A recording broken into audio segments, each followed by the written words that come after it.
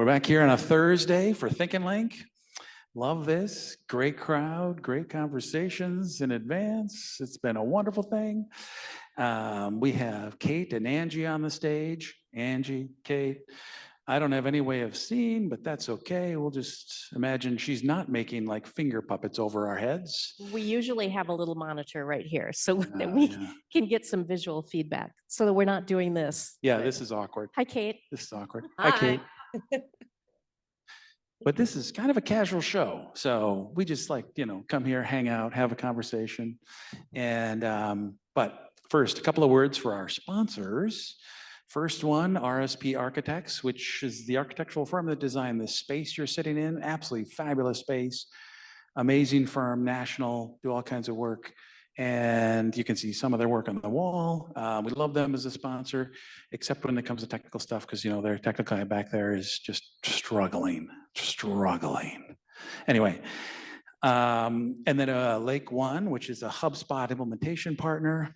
And Ryan Rudd specifically called out because we need to have him come to this event. So if all of you could link in with Ryan Rudd on LinkedIn and tell him to come to Think and Link, because he's been a sponsor for a year and has never come, right? We're going to call him out. Then he's going to be here. He'll have to be here next month. And Capsule, which that's our firm. We've been around for 25 freaking years. Yeah. Round of applause is appropriate there. Yeah. And a good, 15 of that, we've been doing this event almost monthly, almost 15 years. Yeah, I know. I know.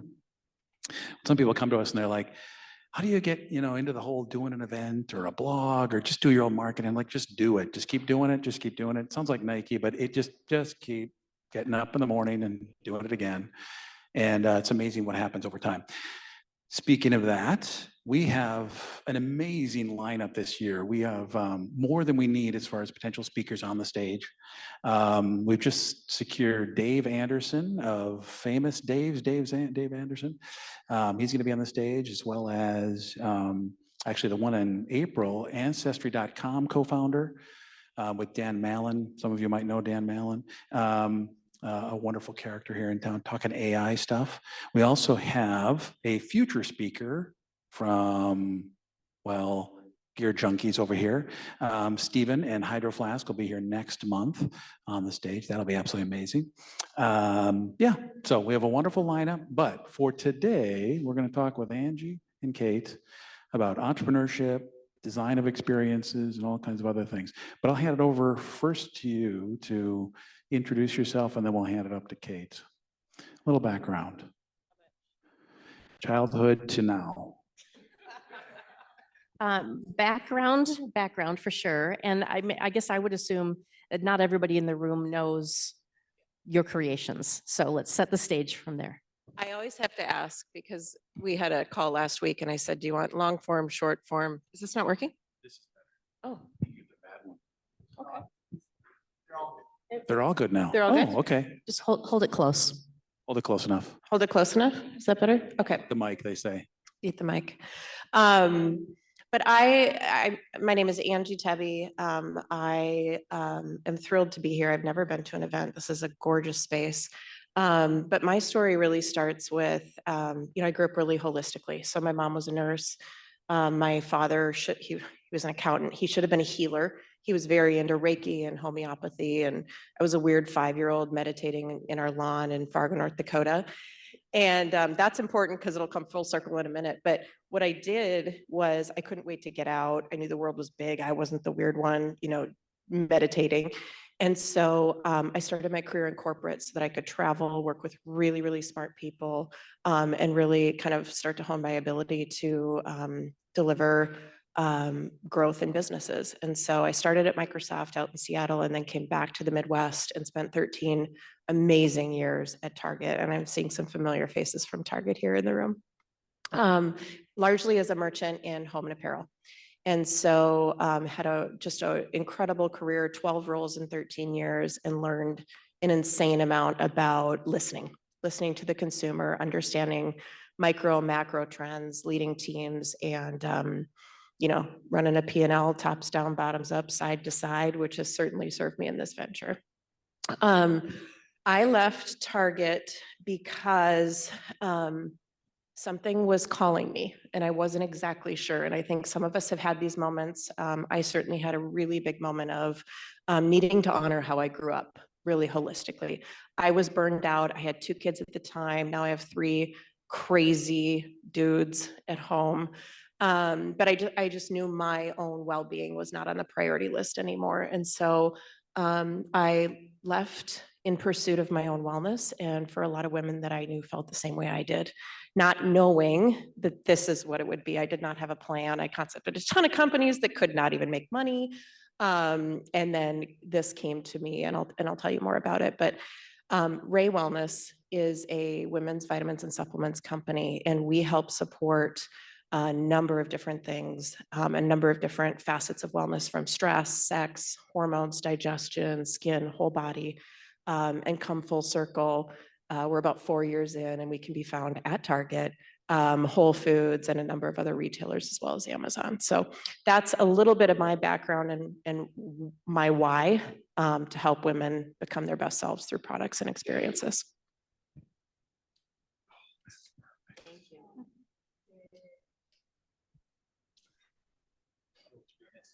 Kate, you're up. All right. Can you hear me okay? Yes. All right. So speaking of 3 boys, I have 3 boys running around in the background. I've asked them to be quiet in honor of this event, and they're not paying any attention. So if you hear noise, know it's part of the process. So I can appreciate that. My name is Kate Lubenesky. I'm the president of W&P. W&P is modern kitchen products that are all about sustainability, eliminating food waste and single-use plastics in the kitchen. It's been a long journey to get here. To kind of go to Angie's point, the roots. I don't think anybody would have expected me to be here. I grew up in a family. My father's a Lutheran minister. Everything was about doing good. Nobody made any money. Nobody sold any products. I, by the grace of God, in that context, landed at OXO as one of my first jobs. Employee number 7 there. I remember thinking, like, what is this weird peeler with a big black handle? I don't get it, but you know, this guy, my boss, seemed really excited about it. And he and I worked together side by side for 20 years, grew with the business. Really, I would say in the business development arena, got like an MBA on how to scale a really best-in-class brand, from the design to the culture, the thoughtful people that I worked with, the way that we had fun making product, was really something special. And I felt very lucky to be there. After those 20 years, wanted to kind of spread my wings, see what else was out there, and have worked with some really great brands like Swell water bottles, Bowl and Branch, bedding, which is great, fair trade sheets.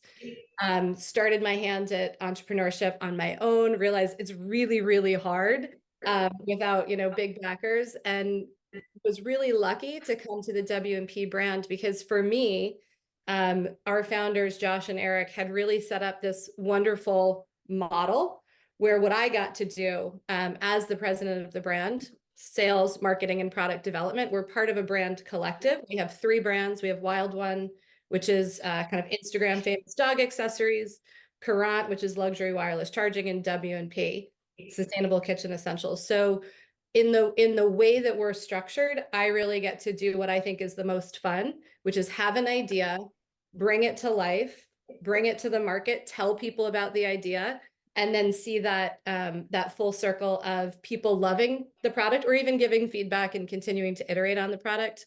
But it's really kind of a dream job, and I'm really happy to be able to share any nuggets of wisdom that I may have with everybody who was kind enough to join today. That totally sounds like a dream job. I want that job. I know. Didn't you come out? I'm like, that is. I'm sure there are bad days, but not many. I can't imagine. Anyway, I do want to make sure that we also introduce Kitty Hart and she gives her background as well a little bit. She's been a co-host for a number of years. Thank you, Erin. I had the pleasure of being with Capsule for 10 years. Hi, Brian. So thank you for asking me to come back and help facilitate these conversations. They're always very energizing. And I love talking with entrepreneurs like both of you, especially when we're talking about taking a leap. And I always want people to dig in more around that topic, because I guarantee that everybody in this room at some point has been facing that. Should I take a risk? How do you said something about you listened, you had a calling. What was it? And how did you know it was the right time? I don't know if you do, and there's plenty of bad days. It's like complete bliss, sheer terror, I mean, it's up and down. But I would say, for me, it wasn't just like one day, one moment. I woke up one morning. I don't think anything really is like that. It was kind of a series of signs and signals. And again, first was a lot of friends calling me. You don't really seem like yourself. You seem really stressed out, like what's going on? And again, I was interviewing for my dream job. A whole host of things were happening. The next was women in my life acutely and proactively not being well. Number of them. Another being, my kids are saying, mommy's always on phone calls, and now I still am, but like just differently. And so there was a number of things that led to it. And so for me, I just started asking myself, what is this? What's this about? And I started pulling, my dad had passed 9 years prior. And if I told you, he taught me everything about wellness. And so I started pulling his old books off the shelf. I was like, what is this? What's going on? And that led me back to meditating. I hadn't meditated in probably 25 years. And it just kind of brought me back to asking those questions, like, what is this? And I just knew the forces were strong. I had no clue what that meant. But I knew that, after spending lots of time talking to my husband and my partner in life, that we could, explore what it was about. I love that. The reason we connected the two of you was design. The fascinating connection, if you look at the products from WP and you look at your design and the brand and everything about what you've done, it's extremely minimalism. I mean, because we do this work and we're interacting with clients about this and selling good design and focusing on the most essential things, we know that someone had to say no to a bunch of shit on the product, on the package, on the everything, right?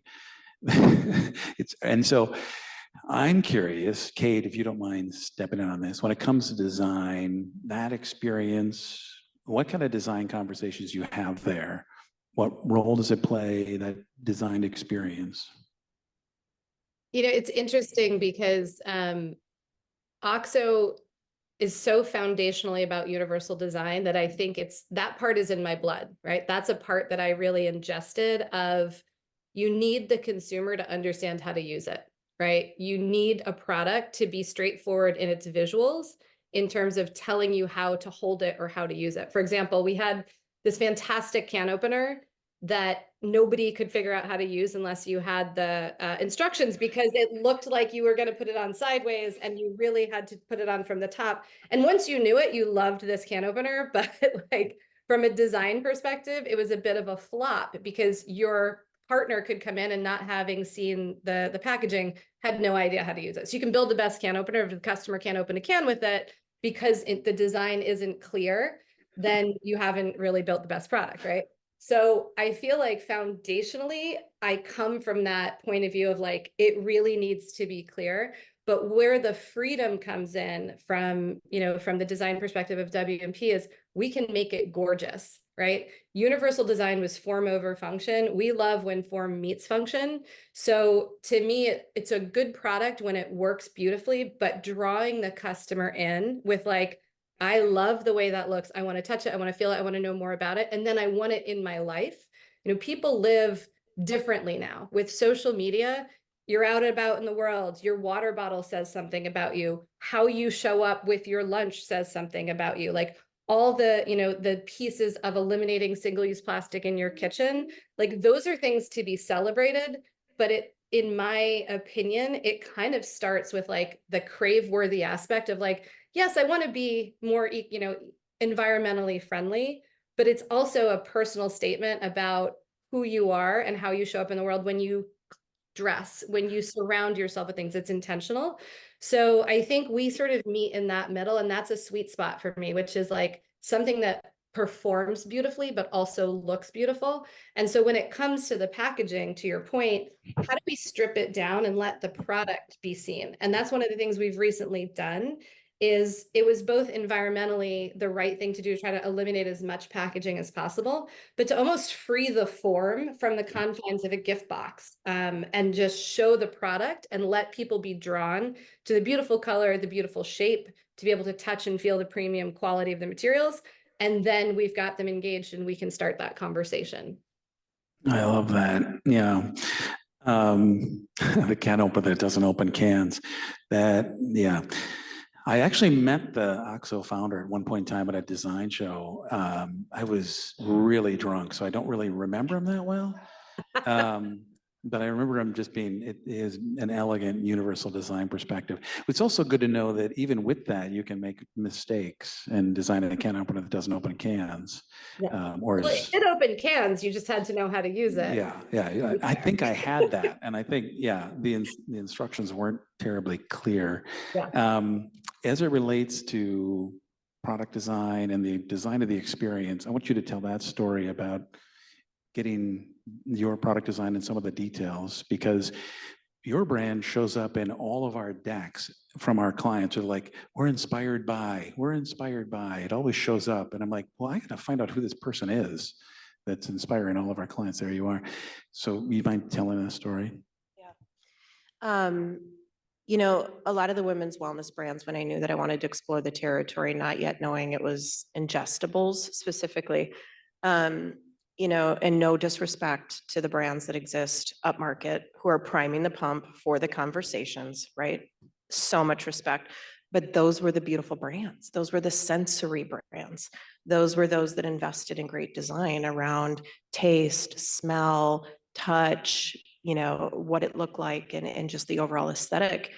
And so when I landed on, you know, everything needs to be from the inside. If we're really going to fuel women to be their best, it starts with what you put in your body. So we got into the ingestibles territory, and I started walking retail. And if anybody walks down the vitamins aisle, it is a series of overworked, super confusing, jarring packaging that you need to spend 15 minutes in the aisle. And based on my Target experience, I had my best bosses always said, pretend like you've got a melting ice cream cone in your hand, right? And that's how fast consumers need to make decisions. And so I knew it needed to be jarring. And I knew also, given the world that we were stepping into, we launched January of 2020, not knowing the pandemic obviously was upon us. We launched 6 weeks prior to that. That's a whole other story. But point being, you know, I knew it needed to be postable. I knew it needed to be economically shipped. I knew that it needed to also be a billboard at shelf, right? So we started kind of using the business model almost as the method to engineering what we were trying to do in our omni-channel business model. And so like our packaging is soft. It is so not overworked. The brand tells the story first, along with the, you know, obviously the product benefits. But we made it such that, you know, it's pure and powerful, these little capsules in a jar this big, but that would look terrible on a shelf. But that's what I wanted to ship from D2C, right? To save costs on shipping. And so the business model largely informed. And then we just made sure to think through holistically all the sensory experiences. So we put like a mint tab in all of our capsule jars, because who loves the smell of herbs? Nobody. And so we just kind of thought through all of the aspects and are still working through it. You know, a lot of our experiences are great. We could be doing a much better job with how we engage folks post-purchase. And so it's just the entire throughput. Yeah, I love how you thought through all those details. Obviously, the Target experience was really helpful for keeping that experience respectful of the audience. And I spend so much time in the style categories. And it's interesting when you have a style or trend merchant walk an aisle that's so commoditized, just the tilt that you see on it, for sure. All right, I'll keep going. We should talk about going viral. because that's going to be a long part of this conversation. They didn't know this, of course. They're like, I thought we were talking design and vitamins and a little bit about kitchen items. No, we're actually going to talk about going viral. We really, since that big viral thing went viral, we wouldn't really want to talk about going viral because that's kind of an icky kind of thought, right? But the model still applies and it still happens and it's all over the place. And you have a long story to share about that, as I remember. And I don't know if Kate, if you have one to share about going viral, what it's like and have it's had any impact on your business at all? Yeah, I think, viral, everybody wants to chase virality, right? Like if it was easy to do, everybody would go viral all the time. And I think the game, I remember reading something where they said, like, if you think you have a good piece of content and you're really excited about it, it will not work. If you have a piece of content that you think is so dumb and that nobody will respond to it, that's what's going to work. So like, you can't be the arbiter of like what's going to go viral. And I think that's pretty much true in my opinion. We've had some really great moments, but I wouldn't say that I've ever been able to really identify what's going to go viral. We'll have pieces of content. I'm like, that's amazing. And it gets like hardly any likes. And then you'll have somebody making chicken broth and pouring it into, one of our freezer cubes. And all of a sudden it's like the world opens up and you've got 1 million views. So it's really, I think it's a great thing to aspire to. I think it's very hard to kind of put your finger on what's going to happen. I would say that the first time we've had viral, we did a rainbow fridge, and it was this gorgeous tonal fridge, and that is one that I felt very confident about. But when we put it up on our site, people just went nuts for it, and so we turned it into ads, and we've been working with this content creator since then, several years now. And it really had an unlock for one of our products that wasn't flying off the shelves. Our seal type bowls, which are made out of glass, they're gorgeous. They're covered in silicone. They're very functional and they're quite expensive. So when somebody would see it at retail, they'd be like, okay, that's a nice bowl. But when it's on Instagram and you see how it can transform your kitchen and you're talking about clean eating, all of a sudden you've got a consumer who starts to pick this product up and goes to your website and buys one and then comes back and buys multiple. And then that's been parlayed into retailer adoption and success, where in the past, we were having trouble getting retailers to pick it up. Now it's become kind of a self-fulfilling prophecy. So I would say virality is always something we're looking to go to, but I think we have to be true to who we are, right? We could do stunts, we could do things that are a little like off brand to maybe chase a trend, but I think then it ends up confusing your consumer. So we have that challenge of being both like on brand and true to brand in our sustainable roots, and making content that is thumb stopping and engaging. And it's a constant conversation of like, how do we tell our story in an engaging way that gets people to stop and pay attention? Yeah, I always think about so much of building a company is like, I liken it to like right side of the road, left side of the road. You can control the right side of the road. You can control your brand positioning. You can control what you put out, but that left side of the road is coming fast and furious, and just as much as the right side that you can control, right? So this notion of, I love what you said, like every time you think you're doing something great, nobody gives a shit, right? But every time something happens to you, it's just to your best ability to be able to respond to that. So we've gone viral a ton. We've never paid for influencers. I don't believe in it, especially in this category. It's like hashtag multivitamin changed my life overnight. No, it didn't. And hashtag paid partner, great, I made you take a vitamin. So we just don't do that. But we've continued to go viral for ridiculous reasons. And what's interesting about this category is you can't really touch it, right?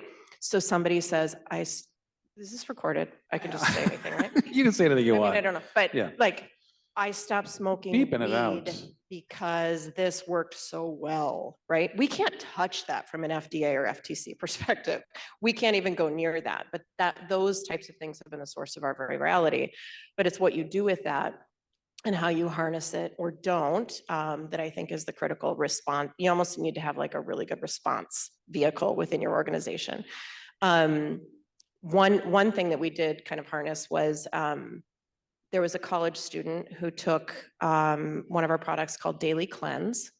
And it does just that, right? Like it cleanses out your insides and the toxins that are pent up in your body. You typically take it overnight. And she went absolutely viral because it worked really, really well. And before we knew it was hashtag BRB. And I don't understand the TikTok language. I need my team to translate it. All of it is just letters, really, just letters strung together that I can't understand. But hashtag BRB, going to Target, I have IBS, hashtag, so it just started blowing up in a really good way because it worked too well for her when a lot of people need support in that way. So she made a series of posts and we caught on to it. And our sales just started blowing up and we were flying off shelves. And I was like, what is going on? We finally found the video and I called her. And she was freaking out, call from the CEO. And it's interesting from consumers. They all think every company is like $1 billion company, right? And I'm sitting here with, few employees or whatever. And so I call her, she's like, the CEO is calling me. It's like, we're $1 billion company. And so she's like, I think I'm in trouble. So she's posting about this. I'm going to get a call from or whatever. I get on the phone. She's like, I think I'm in trouble for posting about this product. And I said, are you okay?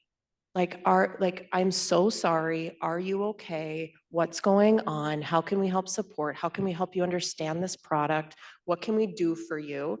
And then she posted about that, right? Like, oh, it was just no lawyers, no lawyers. She was just truly concerned about my well-being. And so that was a series of posts that she did, right? And then she became an advocate, what should have been a terrifying situation potentially for a brand. She just turned into an advocate immediately.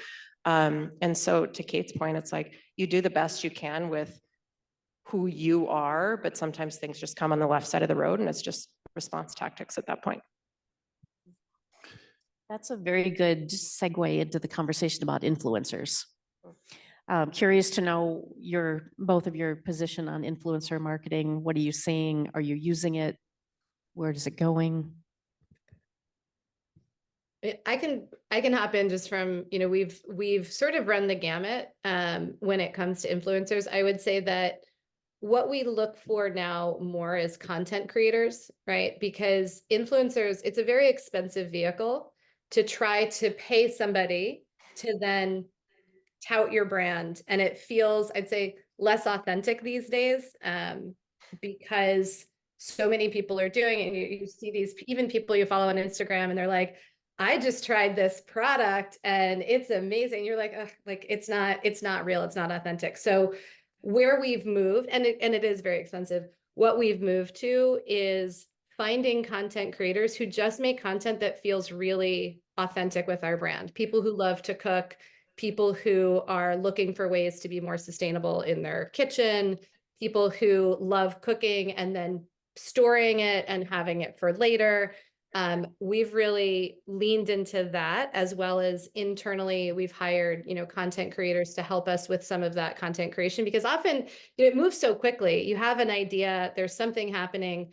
By the time you've sort of found the right person, briefed it in, the moment's over, right? And so it's like, on things we need to move really quickly, we have, people in-house now that do it, but we have long-term relationships with content creators where it just really, we know their videos or their posts are going to be beautiful. It's authentic to who we are as a brand. And honestly, if you're just paying influencers, it's a bit of a crapshoot. In some cases where we've had to pay, upfront, sometimes it just doesn't work out. Again, it's kind of like the virality, like you never really know what's going to take off. And when you're looking at profitability and you're looking at it's like spending your own money, and it's going to Vegas and putting money down on a table saying I hope this returns for me, but you're putting out cash up front and you may get it back, you may not. I'd say maybe, and always have been, a little more careful with our money and saying we want to make sure that what we're putting out, we're going to get back. And so we really haven't leaned into the actual influencer, as spokesperson, model. And no one really likes Vegas anyway, right? Ugh. I mean, you got to know what you're going to lose when you go in. You're like, I'm going to lose this much money and I'm going to be okay with it, right? Yeah. Okay, you've got a good story in that space too, on a number of fronts. Ray Ray. You're not changing it. You're not changing the name of the brand to Ray Ray, right? No, so what you're referring to, what he's referring to is, there is a community on TikTok that refers to us endearingly as "Hey Ray Ray." And so this started with virality, and then it kind of started to spread. And what's worse, it's interesting. What's worked best for us is to make sure that we have budget for product, right? Because people constantly reach out, hey, I'm hosting a bachelorette party. I'm like, you want vitamins at your like it's just these life moments. And so surprising and delighting folks with their group experiences and those moments where women come together, I think is where we found our sweet spot in terms of what's postable and what people like to share and tag each other on and that sort of thing. What I found though is I agree with Kate, it changes so quickly. And if you remember 2 years ago, everybody was doing these get ready with me in the morning routines. And then everybody started making fun of the get ready with me in the morning routine. And then it just changes so quickly that by the time you allocate budget, figure it out, it's just, we could just never keep up with it. And so for us, what we think about more is what are our pillars of content? How do we put out videos so that it almost trains our community, right? Because we're not paying for that. So I'll never forget, we've got a vegan collagen powder. And at one point, we were doing smoothies with it. We got like 50 smoothie videos back, like within, a month or whatever. And so it just kind of was training our community to the types of things that we would repost and like to see. But yeah, it's really, really hard. And I almost think, what are you trying to do? Where are you at in the funnel? And I do believe in like longevity and long-term partnerships. So for us, those that go viral, those are the ones that then I send gifts to quarterly, right? Because they're natural advocates of the brand, and I don't expect them to do anything. Half the time they post, half the time they don't. But it's that authenticity that I think is critical. So we almost wait for somebody to come to us, and then we form that relationship based on their natural love of the brand. That's another good segue, or you at least set me up for making a good segue into the finding of your audience question. And because we work with a lot of entrepreneurs, a lot of startups, new ventures, and always like, they want to define, they want to know, this is our audience, this is who we're going for. We got to figure it out, know exactly who they are. And 99% of the time, you have no idea. You think, you believe, you hope, you study like crazy, and then you end up, oh my gosh, our audience is way over there, right? It is unexpected in many ways. So I'm curious about, starting with you, Kate, finding that audience. Who are they and how'd you find them?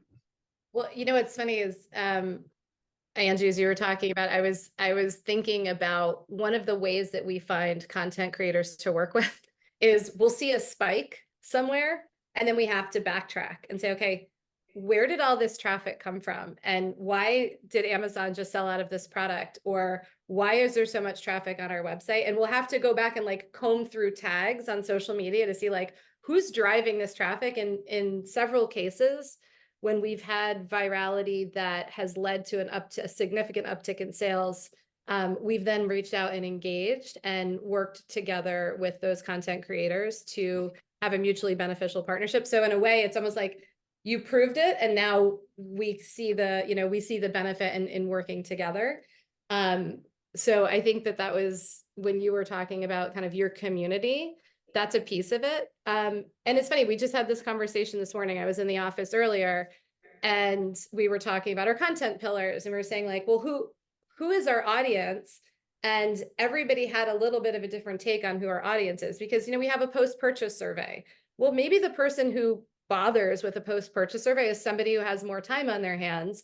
Are we really getting the most clear-eyed vision of who our audience is that way? And so it's actually a tricky thing that we were just talking about this morning of like, there are all kinds of apps and there's all kinds of ways to collate the data and figure it out. And there's a part of me, and I think this also comes from kind of my OXO background, which is like, we're for everybody, right?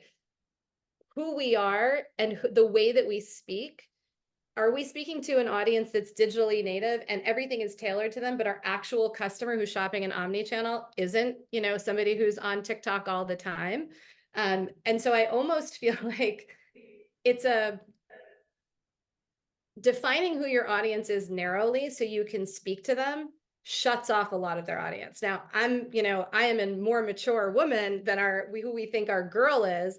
I was like, you know, it'd be really nice if somebody spoke to me, or if I saw somebody, you know, 50 plus who is repping the product, and it's not just 20 somethings in their like studio apartment. So it's a tricky conversation. I almost am resistant to the idea of an audience. We are an omni-channel brand, you know, we always have been. Yes, we're digitally native, but it's always been the plan to show up in an independent gift store, and to show up on Amazon, and to show up in Target, and to show up at a department store. Like, we want to reach people where they're shopping. We're sort of agnostic about how they find us as long as they find us. And I think that by defining too narrowly who we're trying to get into our funnel, it makes it harder for people to see themselves in our products. And so whereas, you know, I'm sure Angie has a much narrower focus because you are making supplements for women right there. You've already eliminated half of the audience. I think for us, I like the idea of it being a little broader so that people can see themselves in the kitchen with our products on a daily. Yeah. So to add to that just a little bit more before you answer, does anyone remember the brand Brandless? Yeah. Yeah. Right? We had them on this stage back in our other office, and they were very open about it. They're like, they thought their audience was urban, young, blah, blah, blah, and all this other stuff. They launched the thing. It was rural, like people who couldn't get the organic products and the stuff they had in places that weren't close to a Target or a Walmart or any retail, honestly. It was just like completely opposite of what they thought, right? Which luckily they were open to it and they could go there, though they didn't survive. But it is, yeah, the two, so maybe they weren't completely open to it, right? So anyway, step in, finding your audience. You know, I think the digital world and the Zers have just flipped everything on its head. And like this notion of, I think, is it Trader Joe's that says that their core demo is like a Volvo driving second grade teacher or something? I know I'm botching that. I know I have that completely wrong. But I think as you're building your brand, right, like that's how it used to be, right? Because you were trying to just knock through the same thing over and over and over to get your message across. Now, you know, I was joking last week that like I used to read really thick books. You know, now I only read headlines. Like that, I think that's everybody's behavior, and you expect that headline to be so perfectly crafted for you. And so I think it is really, really difficult in that, you know, you can say you're for all, or you can say you're a, you know, Volvo driving second grade mom or whatever that was. I just think it's an exercise in listening and figuring it out, frankly, and knowing, you know, what your price point is of your product. It's just a math exercise. Like, what's the price point of your product? How much can I afford to acquire a consumer with? What does that look like? It's a complete math exercise. And at the end of the day, you know, you need to determine, like for us, you know, we were highly millennial, we're becoming more Gen Z. And thank goodness that is who resonated. That's what we thought, and that's kind of how it did happen.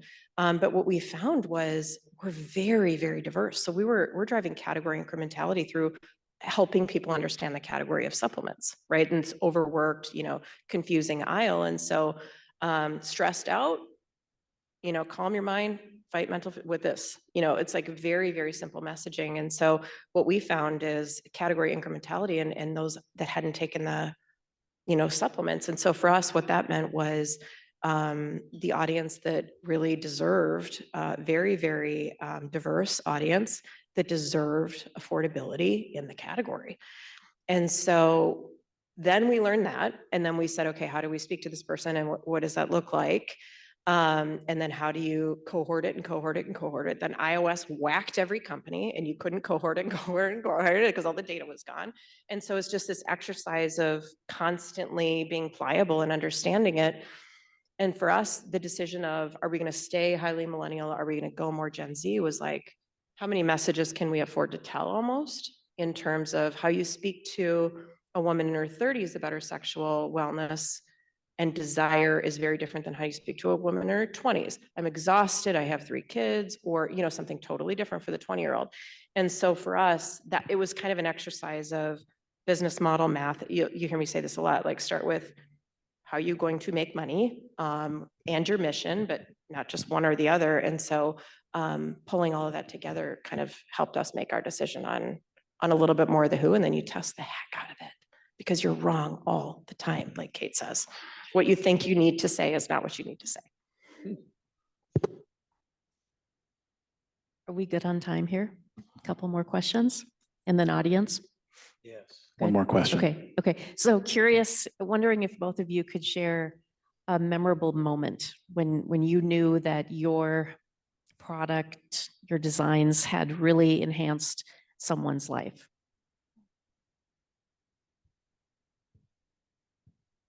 Long, awkward silence. I can make a comment here, and it's actually very personal because when I joined W&P, it was 2 weeks before COVID lockdown. So basically went in, met everybody in the office, and then they were like, oh, you just did a warehouse trip. Why don't you stay home for a few days? And that, obviously turned into years. So one of the first products that I ever ideated was the stretch wrap, which is a liquid thin silicone wrap that replaces saran wrap. And I made this challenge to myself, which was, can I put away aluminum foil? Can I put away disposable plastic wrap in my kitchen and force my entire family to adopt my desired behavior, which nobody wants to do because they want the easy things. But can I make this challenge where I'm going to make my own kitchen sustainable? And I was able to put away the stretch wrap. I was able to put away the aluminum foil and create products that filled the need for those items in my kitchen. And I no longer have them as an option. So I think that what we're doing is enabling our consumer through adopting new habits to be more sustainable. But I selfishly, I'm going to say it started with me, and could I meet that bar for myself, and then was able to do it, which was very exciting because it's really hard to invent something, right? Like everybody looks, entrepreneur and startup sounds so fun, and like it's really, really hard. And it's hard to make something that nobody's ever seen before, because if it was easy, somebody would have made it, right? If there's a market opportunity for it or a white space, people are looking to fill that white space. And so to be able to fill a white space with something that's truly unique, but also very useful, I think has been kind of like the most exciting thing for me from our product perspective, because we have gorgeous food containers and we have beautiful mugs and things that hold water or coffee. Like those are aesthetic, but they've been done before. I think trying to do something new and then being able to be successful and getting a Time Magazine, innovation award for it, like those are things that were much harder to do. And it was going to be very easy to say, like,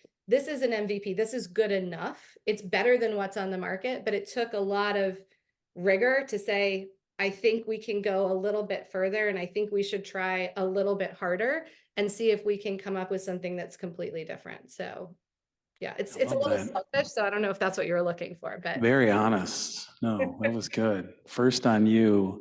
And it's amazing how many like entrepreneurs or product designers, people don't actually use the products they design, right? And the challenges, that's cool. Very cool. Now she gave a whole bunch of time to answer that question. Ton of time to think about that moment. I still don't have an answer.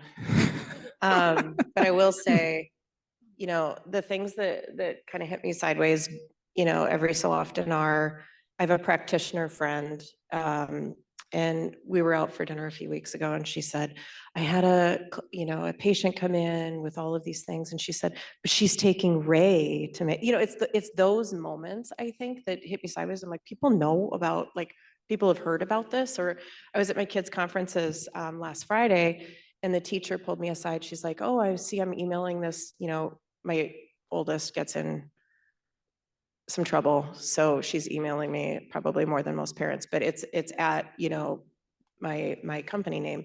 And she's like, is that like, are you, did you, do you work there? And I'm like, yeah, I work there. And she starts talking about one of our products and how it's made an impact in her life. So there, it's like everything you do. It's not, the aha moment. It's not like one moment. It's these series of little micro things that I think you really take to heart and understand the impact that you're making. Yeah. So when our kids' friends notice us, they're like, "Oh, wow, you're cool." Like, no. No, not yet. No. Okay. We're gonna send to the audience for questions. So if you have any questions, otherwise, I have one I still haven't asked that they know is coming, but. Hi. So my question really comes from piggybacking existing content versus leading your own content strategy. And Kate, you talked about reaching out to creators once they've already had this virality moment, kind of, proving it, so to speak. Do you feel like leaning in on the downturn of content makes a big enough difference compared to taking a risk with a larger number of content creators that have a larger opportunity to hit you on the upswing? I think we've tried everything, right? It wasn't a one size fits all. We work with smaller creators. We gift a lot of product. We do, even during COVID, we were doing our own videos. Everybody had to get really scrappy and just try to figure everything out. So I think it's not, we don't just have one or two people that we work with. I think that with bandwidth, you have to be efficient.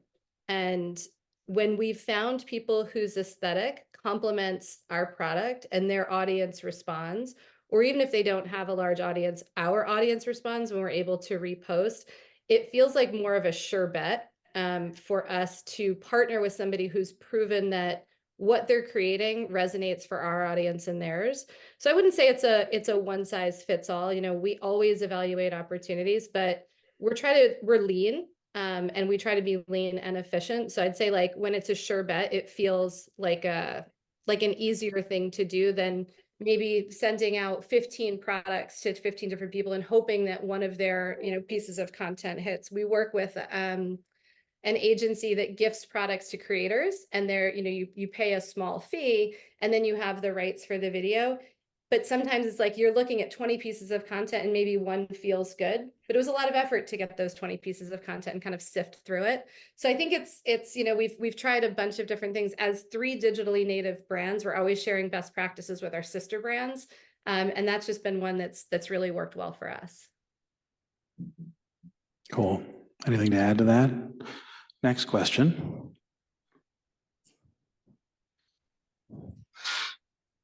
Angie, you said that you created 4 pillars of content, kind of your discipline around how you think about content. Could you say more about how you determined the process for identifying what those pillars would be? Mm-hmm. Kate, weigh in if you'd like to, please. They're ever evolving, as everything is. Well, actually, I take that back. The what doesn't change, the how constantly changes. So as we were thinking about this, it needed to be incorporating consumer channel, TikTok versus Instagram, and how you manifest content in those channels are just very, very, very different. How you post, when you post, how many times you post, what gets picked up, what doesn't. And so thinking through those aspects was really, really important, and knowing there's always going to be, and then thinking through the ratios, right? It's almost like Instagram responds more to this type of content pillar, TikTok more to this kind of content pillar. And what I mean by that is, there's brand messages. We help the future generations of women and young girls do these sorts of things, or we're launching at Whole Foods or whatever. Those are kind of, brand pillars or things that we're doing.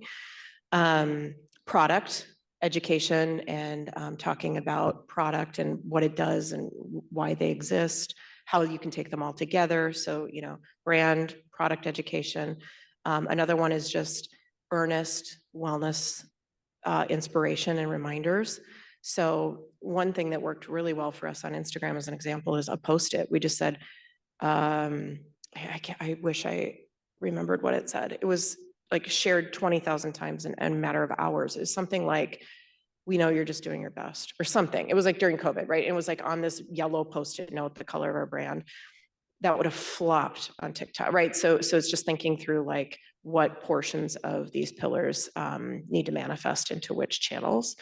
And so that's kind of how we think through it. And then the how tucked under that changes. Once you do 3 Post-it notes, every stick is the same Post-it notes. So then you need to figure out like 10 more ways to do that, and how to make that resonate across different communities and different channels. Anything to add to that, Kate?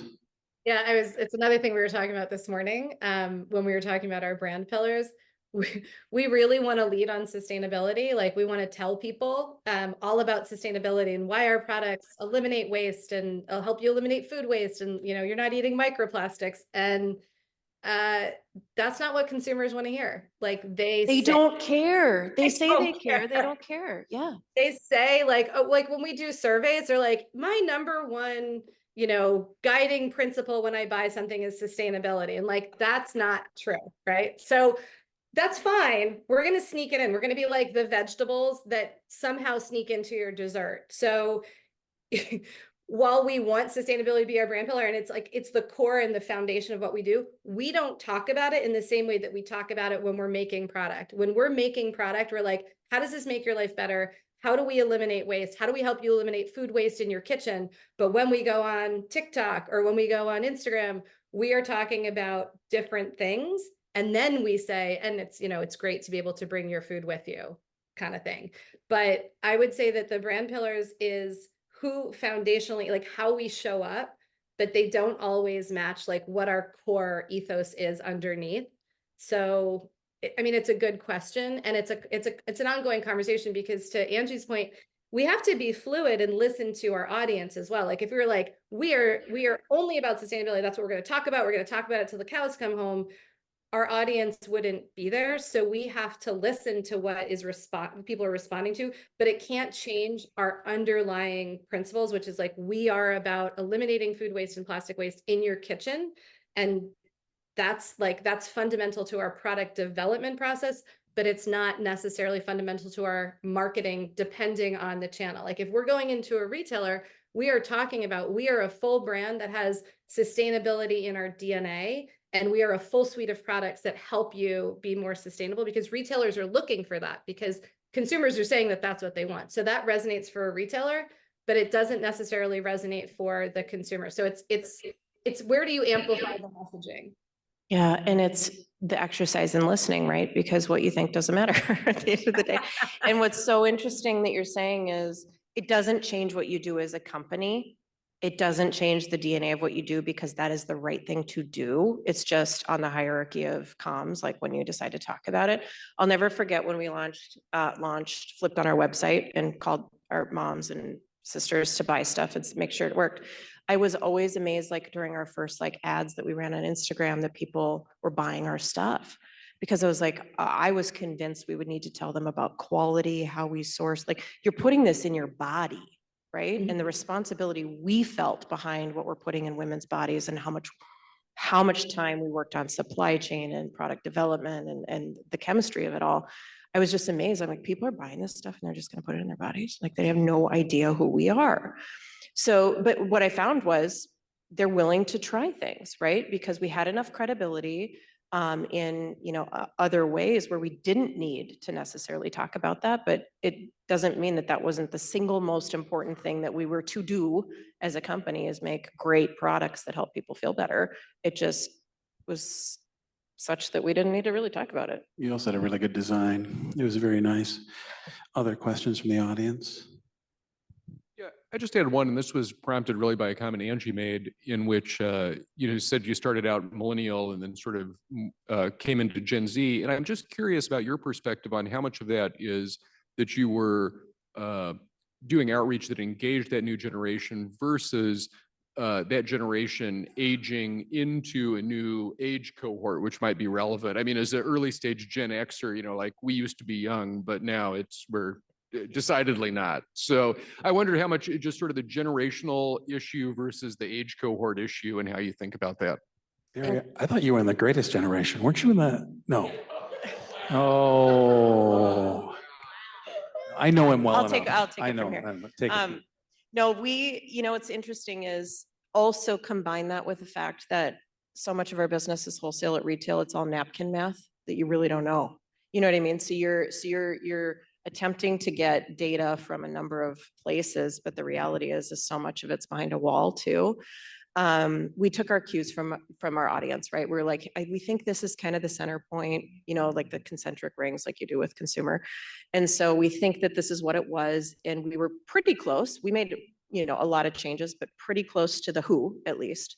And it was just, by virtue of going viral with these audiences and listening, that got us there. But we didn't know, we had a strategic choice. Like, if this is your center, do you go slightly older and you start to, go into menopause, like different conversation, or do you go slightly younger? And it was solely listening that allowed us to make that step. I love that. Another question.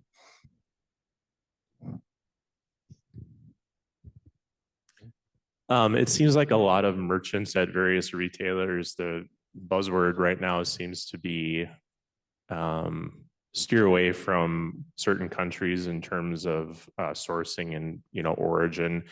Bring as much of it as you can into the U.S. or to these other countries.